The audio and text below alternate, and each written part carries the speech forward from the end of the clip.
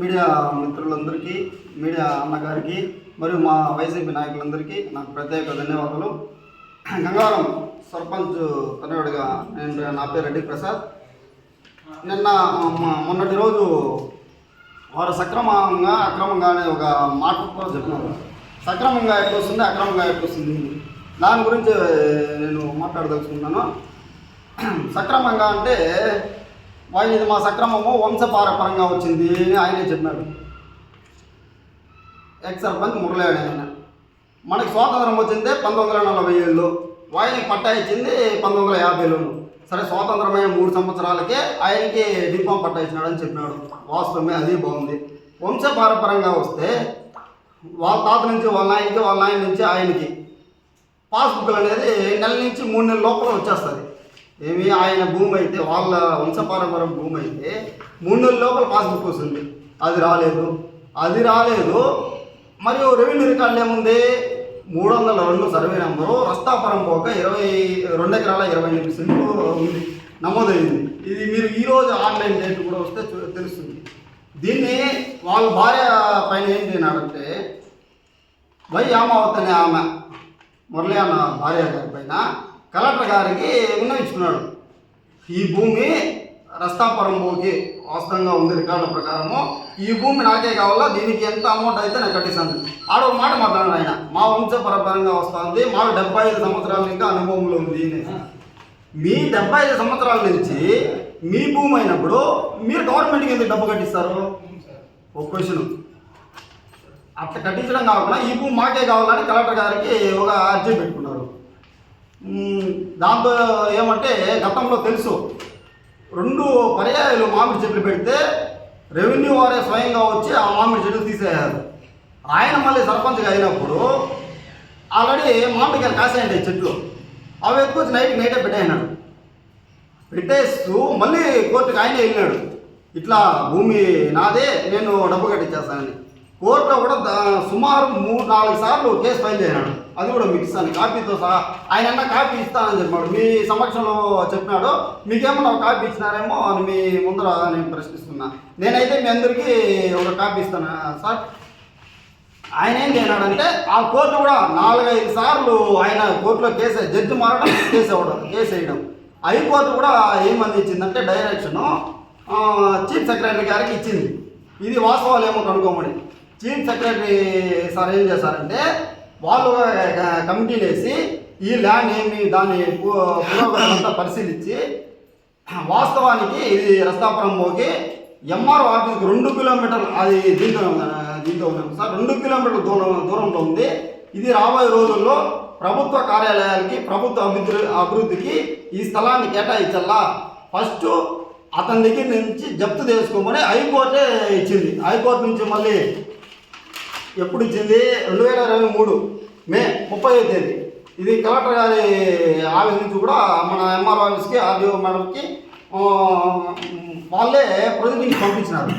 మా మాజీ శాసనసభ్యులు వెంకటేగౌడ గారు, మా మండల నాయకులు మంచోళ్ళు కాబట్టి నిన్నే జప్తు చేసుకోమంటే కూడా మా వాళ్ళు ప్రెజర్ చేయలే. ఎందుకో అది మా వాళ్ళు చేసే నీతి రాజకీయాలు.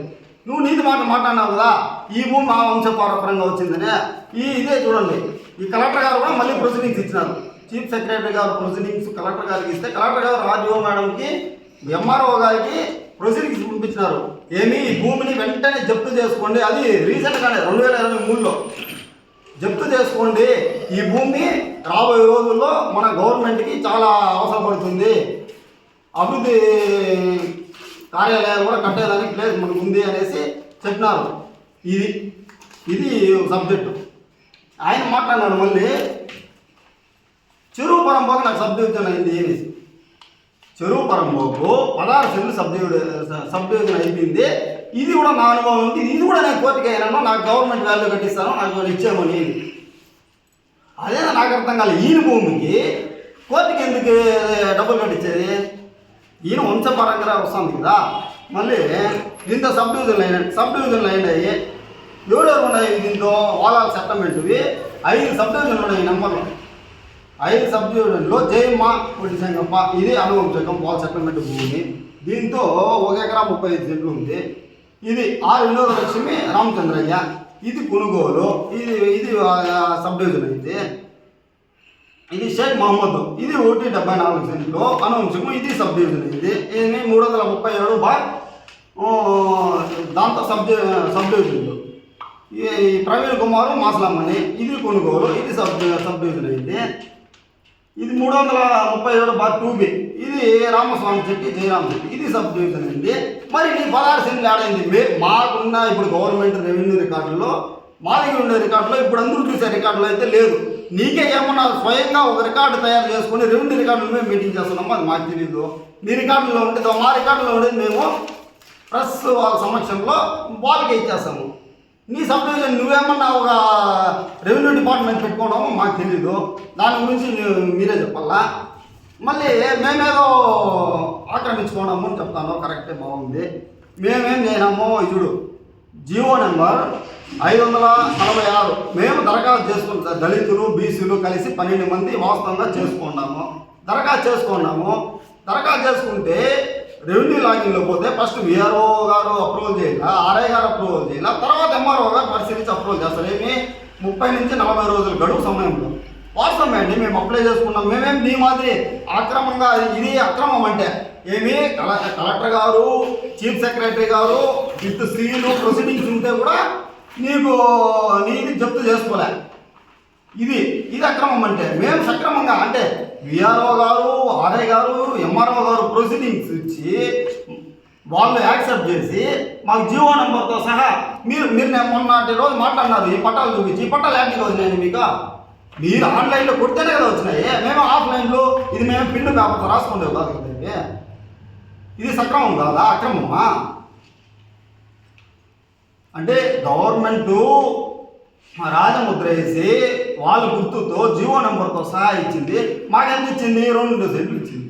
అంటే ఇది అక్రమం అంటారు. అంటే మీరు చెరువు పరంబోకులు, మళ్ళీ వచ్చిందన్న రస్తా పరంబోకులు ఎకరాలు సుమారు 2.5 ఎకరా, 16 సెంట్లు, మొత్తం ఒక 2.25 సెంట్లు ఎకరాన్ని ఆక్రమించుకుంటే అది సక్రమం అంటారా మీరు? అంటే సక్రమానికి అక్రమానికి మీకు తేడా తెలీదా? మేము సక్రమంగా జీవో ప్రకారము రెవెన్యూ అధికారులు మాకు ఇచ్చినారు. మేము వాస్తవమే అండి, దళితులు బీసీలు కలిసి 12 మంది చేసుకున్నాం. మాకేదో 2.5 సెంట్లు ఇచ్చినారు. అది మీకు కూడా తెలుసు కదా. ఇది అక్రమం అంటారా? అంటే రైటర్గా గవర్నమెంట్ ఇస్తే ఇది అక్రమము, లేకుంటే సక్రమం కదా, ఇది కాదు. ఇంకోటి, నిన్న మనలో మాట్లాడినారు, పోలీస్ స్టేషన్లో అడిగితే వాళ్ళే చెప్తారు మా ప్రభుత్వంలో కేసులు పెట్టారా లేదా అని. ఇది వాస్తవంగా అసలు మీకు చెప్పుకునే కేసే కాదు. ఇది బ్యానర్లు కట్టింటే వాళ్ళే బ్యానర్లు కట్టినారు, షాప్ వాళ్ళే ఇప్పినారు. నేను ఆ గంగవరం రోడ్లో ఉన్న దానికి నా పైన కేసు కట్టాను. సరే, నేను ఆ రోడ్డు నేను సిఐ సార్ అడిగితే, సార్ ఎందుకు సార్ నా పైన కేసు కట్టానంటే, మీరు సీసీ కెమెరాలు ఆవిడ ఉంటుంది రోడ్లో, అందుకని మీ పైన కట్టినాను. సరే, నేను నా పైన కట్టినాను సార్, ఓకే. గంటా హాస్పిటల్ పైన 6-7 మంది పైన కేసులు కట్టినారు.